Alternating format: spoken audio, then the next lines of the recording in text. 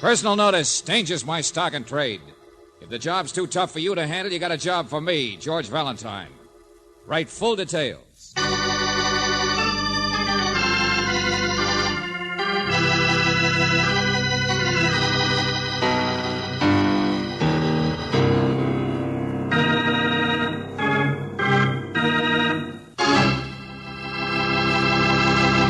You know something? I'd love to be a detective. You meet so many interesting monsters. Take the fellow who's about to get in touch with George Valentine. He's a big game hunter with a cargo of hungry wildcats, boa constrictors, and other charming playmates. Now, what this old codger wants with our George, I don't know. But I do know this. Our Let George Do It adventure is called The Hand and the Coconut.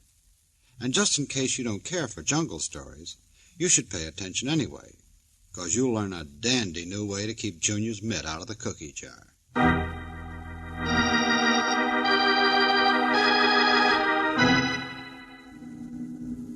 My dear Mr. Valentine, this is a letter about monkeys.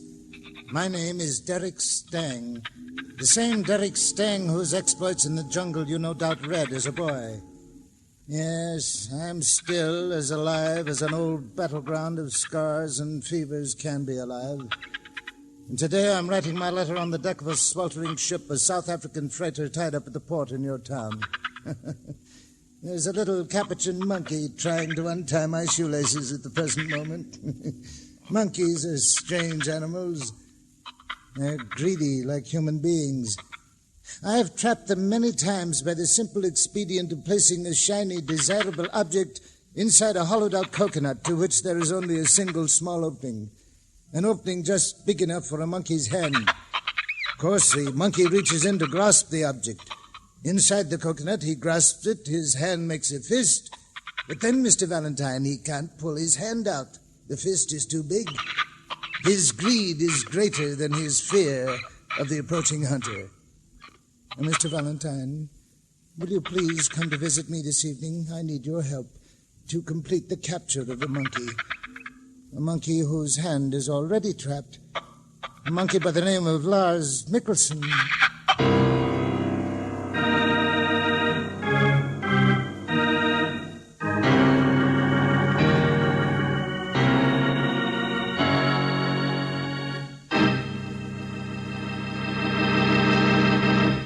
You are listening to Let George Do It. Our adventure will continue in just a moment. Now back to Let George Do It and George Valentine.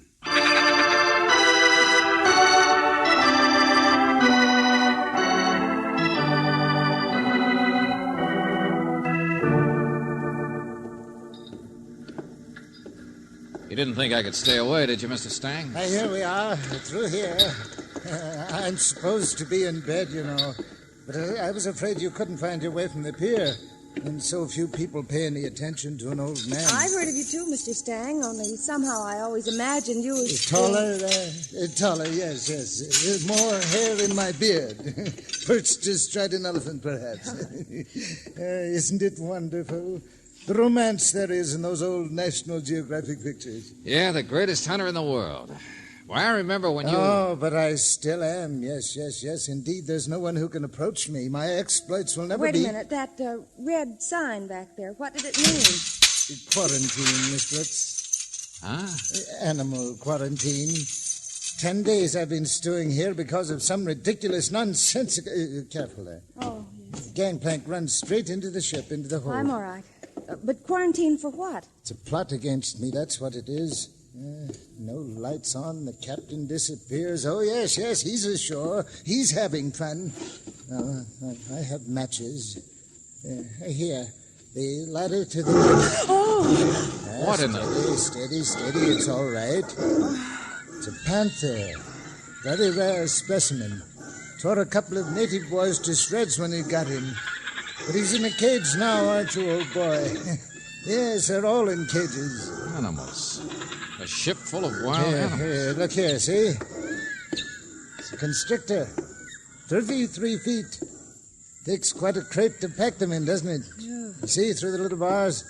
And over here, the poisonous... Yeah, well, thanks. I'm not much interested in snakes. No, of course not. Too easy, much too easy.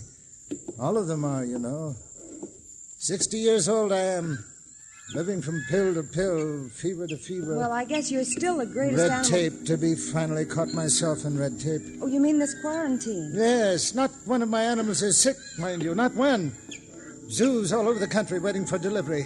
But the day we dock, what happens? An officious young veterinary aboard for the usual government inspection, and he and the captain get together. Well, look, Mr. Stang, this veterinary or the captain, is one of their names Lars Mikkelsen?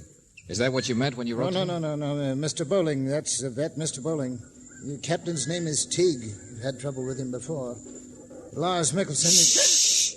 Now, Baba, how many times have I told... Asleep, stupid like men, big booming feet on the floor. You come booming like elephants. All right. My wife, Mr. Valentine, men. This is... Oh, no. My wife is asleep. She means in there. Baba, these are friends of mine. We're just going to my stateroom. Well, go. Do not just talk about it. She's asleep. Be quiet. Of course. All right. Man, elephants in the mood. Here we are. What in heaven's name was that old thing in earrings? Baba. Old-fashioned notion of my wife's the personal servant, the devoted slave. I found her in Cairo 25 years ago. Claimed she could talk to animals. She looked just the same then, but she gets more and more obnoxious every year. Did your wife make this last trip with you, Mr. Stang? Oh, yes. Has to be somebody to tie my muffler, spoon out my medicine, yammer at the old man. Mr. Stang, wait a minute, look. What do you want me for? To be a witness. The hand in the coconut, Lars Mikkelsen. But who is The Lars? captain left the ship in charge of this man, an ugly, conniving rogue, the second mate, Lars Mikkelsen. Well, what did he do? What do you want me to be a witness to? Mr. Valentine, he stole my field glasses. What? Especially made ones they were, too. Finest Zeiss lenses. There were several things stolen during the voyage, but I was sick. I didn't notice. First a hunting knife, then other little things. Now you're to see that he has them, that's all. I'll testify to their loss. I'm seeing my lawyer in the morning. What makes you think Mikkelsen took these? The hand in the coconut, I told you. The field glasses I placed where he could take them. He won't let go. No one else could have taken them. He's up in his cabin now. Oh, you think this is trivial. I'm being vindictive. But, Mr. Valentine, people can't get away with things with me. I won't let them. Now, you'll find out for me, won't you? You'll come back first thing in the morning. This quarantine, my fevers, those nagging women, you understand, don't you? It's the last straw when somebody thinks I'm so ineffectual I can be stolen from without... All right, Mr. Stang, all right. Yeah, sure. See you in the morning. The boyhood hero. How the mighty have fallen. Oh, George, I feel sorry Sure. for him. What are you going to do? He's going to see his lawyer in the morning and prefer charges What can against we him. do, Angel? I don't like a thief either. The hand in the coconut. Poor, worn-out, suspicious old guy. Well, least we can do is find out if he's right.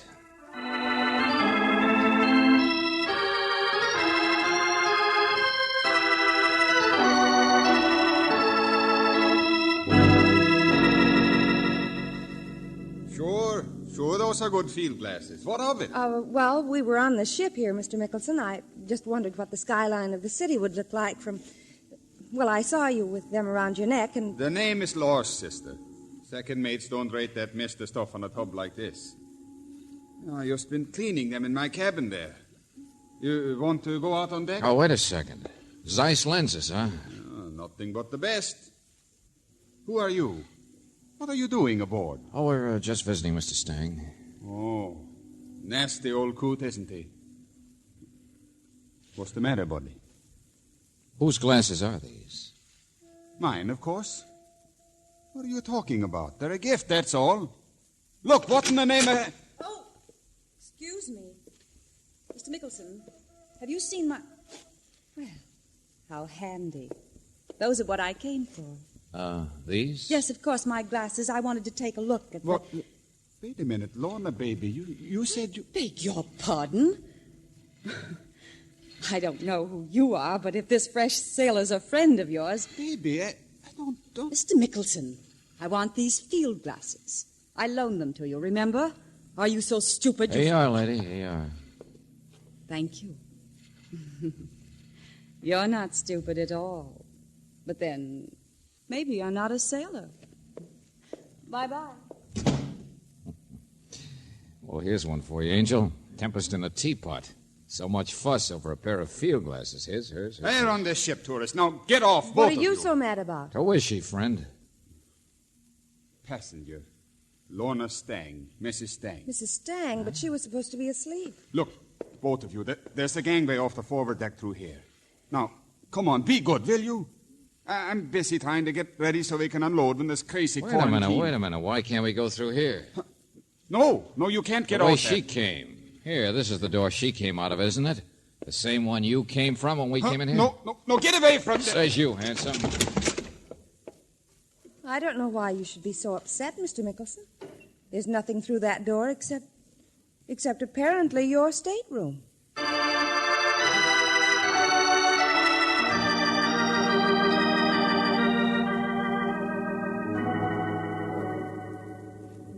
I don't know what goes on that ship, Mr. Valentine. I'm just a veterinarian. Strange bunch of people being cooped up together for a long Mr. time. Bowling, I tried to get hold of the captain. The but he captain doesn't went seem- ashore the day they landed. Known him for years. Nice guy. Besides, that second mate, Mickelson, offered to stay aboard and keep an eye on things. That's not surprising. Huh? Oh, well, yeah, I know what you mean. They're about the same age, I guess. I mean, Mrs. Stang. Yeah, we know what you mean. I'd like to help the old guy, too. He's one of my heroes.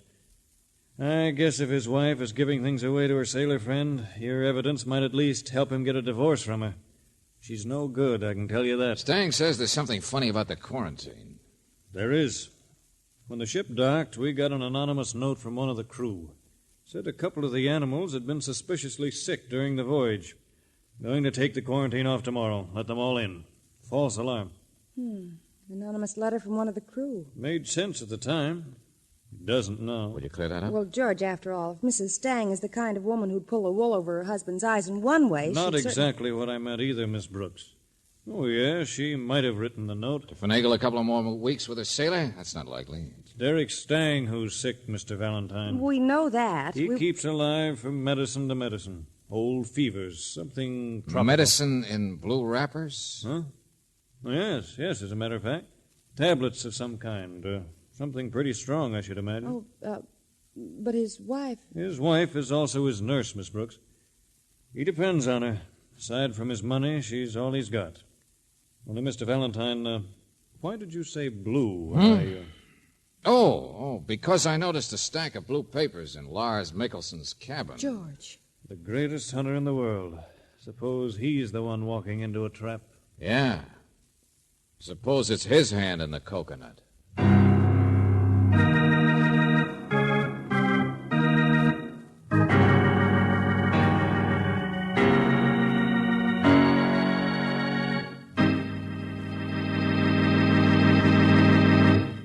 You are listening to Let George Do It. Our adventure will continue in just a moment.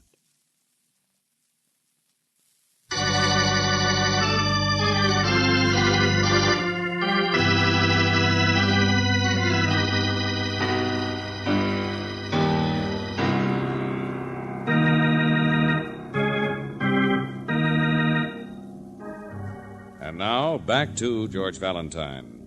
The Hand in the Coconut. You meet one of your childhood heroes, the greatest hunter in the world, Derek Stang.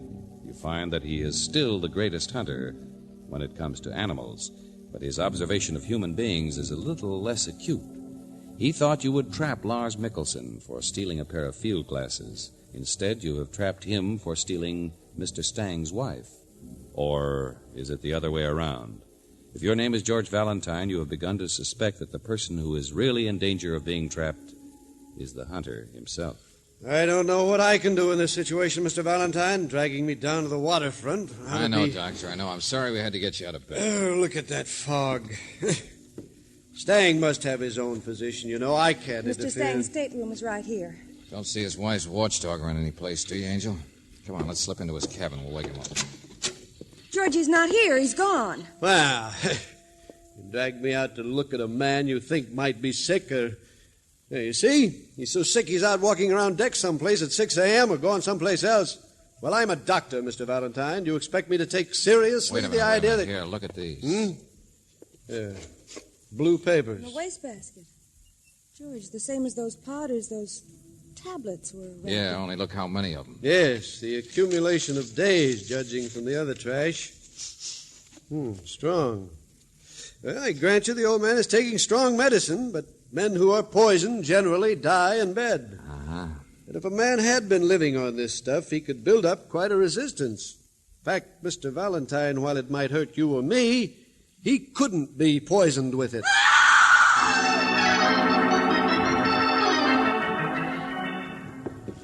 Mrs. Stang. George, here she is. Hey, what's the matter? What happened? Hey, lady, snap out of it. Snap out of it. I'm all right. Lorna, what is it? What are you doing to her? What's the big idea? Oh, take it easy, Buster. Take it easy. It wasn't me. She's just staring at something down there in the fog. Baba, she screamed. I heard her, but I can't see. Stang, where are you?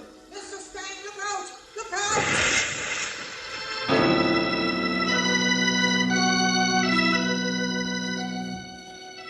In the water. He fell in the water. George, I can't see him.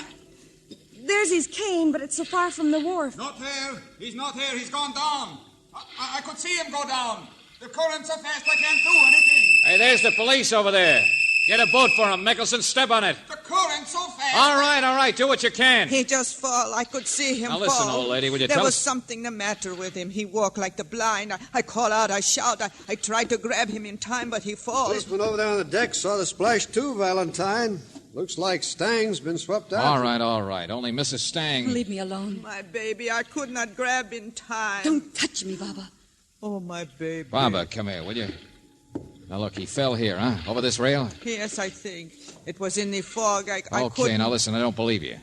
And I don't mean just the rail. I mean the scuppers, wide and deep, see? If a man fell, he'd only land against the rail. Men. He fall, I say. I saw him fall. You're not doing much good, Valentine. Mickelson. The police couldn't get out in time, neither could I. He didn't come up. He's gone. He's gone, you understand me? Yeah, I understand. It's as phony as a lead nickel.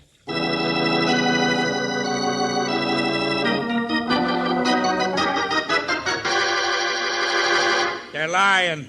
Of course they're lying. But there's nobody aboard the ship except the three of them, was there? Riley, suppose that old harridan gave the poor guy a Of shot. course she did. What else? You already saw how Baba was covering for Mrs. Stang, didn't you? The good, faithful old duenna helping out in all kinds of cute ways. No real witnesses. You'll never get a conviction. I'll get a confession, my friend.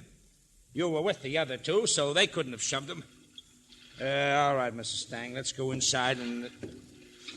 Mrs. Stang. Oh, I'm sorry. What? Leave her alone. Still staring at nothing, huh? But you ought to stop shaking, Mrs. Stang. I'm all right. Oh, sure. You're fine. Just a little upset because you're going to get all of Stang's money at the expense of your stooge, poor faithful old Baba, who'll be locked up for murder. She told you he fell. She told you, didn't she? She told you. Nonsense.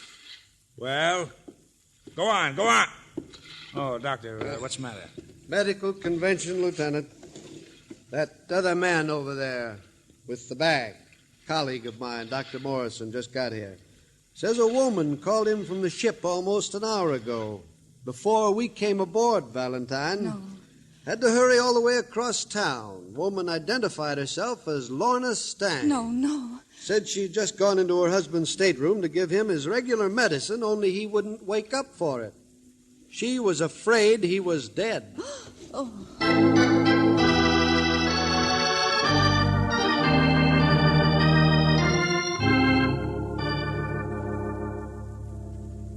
So it was just his body that went overboard. Don't you understand, Riley? We'll get a confession. The three of them are in it. Now, wait a minute, hold it. Doctor, what else in that wastebasket? Same wrappers, same medicine. So they poisoned him. What difference does it make? Will you ever prove it? I don't have to. No. Even if you had his body, you wouldn't either. Tablets are gone from the mate's cabin where I saw them, aren't they? Huh? What's that got Hey, to do Doctor, with it? tell me. Derek Stang lived on this stuff. What would happen if it were taken away? It's hard to tell. Die sooner or later, probably. Uh-huh. Well, suppose Lorna Stang had left those tablets with the mate. Suppose they were substituting something harmless for the strong stuff in the blue papers. Suppose that was the idea.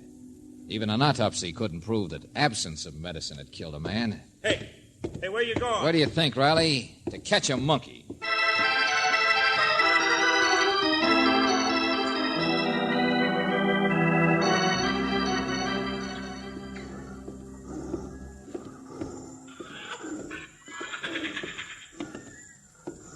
Mr. Stang told me you talk to animals. Is that right, Papa? Why not? They can say more than men. I already told you we know the whole story, didn't I? That your beloved mistress confessed, the whole thing, all of it? And so? And so now tell me he fell overboard.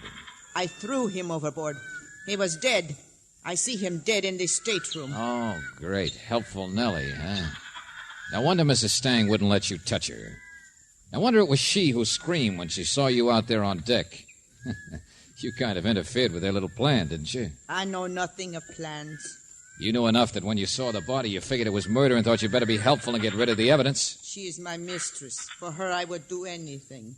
But you say she confessed. I lied. You shuckle. Take it easy, lady. Look out now, look out. Yeah, be careful. Don't get your friends excited. Besides, you're not really mad. You told it too easy, so don't pretend. There should be cages. Oh, I'm not afraid of these things. All behind bars, aren't they? All trapped. The monkeys, panther. Yeah, even the snakes. I talk to animals too, you know, Barbara. Ah, you fool. No, I'm not. You are. The good and faithful servant who spoiled Lorna Stang's plan for a perfect murder. So perfect, so neat, it must have been put right in front of her. Like bait in front of an animal, like a shiny object in a coconut to trap the greedy Look monkeys. out. They move the cages. Sometimes there are accidents. Cut it out, old woman. I'm not afraid. But everybody else seems to be. Stevedores, policemen. They don't come any closer than they have to, do they? Be only too glad to get rid of this slice of the jungle. Now, let's see. All consigned for shipment to Derek Stang's animal farm. You talk like the wind. Ah, men. Old woman, so faithful to Lorna Stang. I guess she believed it. You put up a pretty good act. But then she's young. You can't have been with her very long. And the great hunter told me he found you at Cairo 25 years ago. Faithful to whom, Barbara? Now, let's see. Who's everybody most afraid of? Snakes, I guess. Boa Look out! Don't touch a cage! The great hunter. Greatest in the world. Hello, Mr. Stang. Stand very still, Mr. Valentine. Oh, yeah. Now I get it. The snake was the dead man, thrown overboard. Yeah. Even when I was a kid, I knew how good you were. Don't know why I thought you were slipping. There is a snake in the next cage under my hand, a live one, poisonous. You will stand here quietly until I am loaded off the ship with my animals. No, you're not a hero anymore, just a guy who baits coconuts. Waits until the monkeys bite. Think they've killed you, and then mess things up by having Barbara throw something overboard with a splash. Then she reluctantly admits it was you. You would have made a good pupil, Mr. Valentine. I doubt it. You picked me for a sucker, didn't you? Because you arranged this phony quarantine that kept the monkeys aboard, where you'd all be cooped up together, where you could push Lorna and Lars into what they did. Sure, you arranged it all. It won't do you any good to move, Mr. Valentine. I lift this catch and the snake is released. He's faster I was than you. hired as a witness, wasn't I? Yes, a witness, Mr. Valentine, to a murder without a body. Oh, yeah, that's better, isn't it? It'd be second degree. They'd be put in prison, locked up, put in cages. Yes. I never kill animals, you know. So you baited the trap. In cages, Mr. Valentine, they'll still be here. Perhaps you, too. The biggest game in the world, men. And I am the only hunter in the world who ever Hold tried... it, Stang, hold it. Now, you listen to me. I'm just an amateur, see? Mr. Valentine, there's no more time. It's up to the snake. When I go hunting, now you listen to me. I'm stupid when I go hunting. Because I carry a gun. Hey, you see?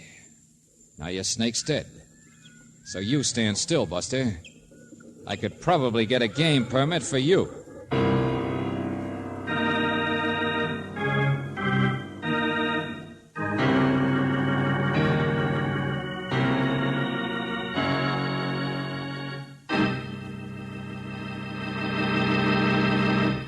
Back to the conclusion of our Let George Do It adventure in just a moment.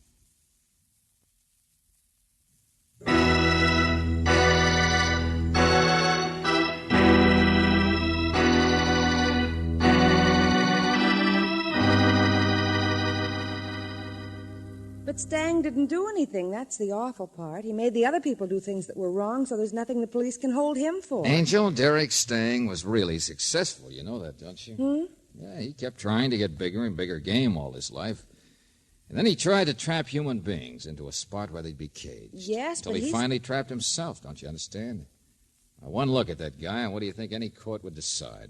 Now, don't worry. He'll be in a cage, all right, a padded one. Oh, George. Let's forget this nightmare. Take me someplace for a nice, cozy supper. Okay, the Tropic Inn. Is it nice? Oh, yeah, Angel. They serve a delicious kind of drink there. In a coconut shell. Oh, George.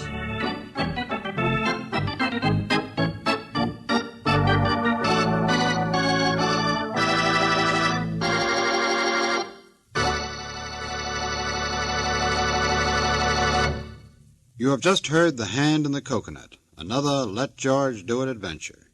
Robert Bailey was starred as George Valentine, with Virginia Gregg as Brooksy. David Victor and Jackson Gillis wrote the story, with music by Eddie Dunstetter. Now this is yours truly inviting you to another visit with Valentine, when you will again hear what happens when you let George do it.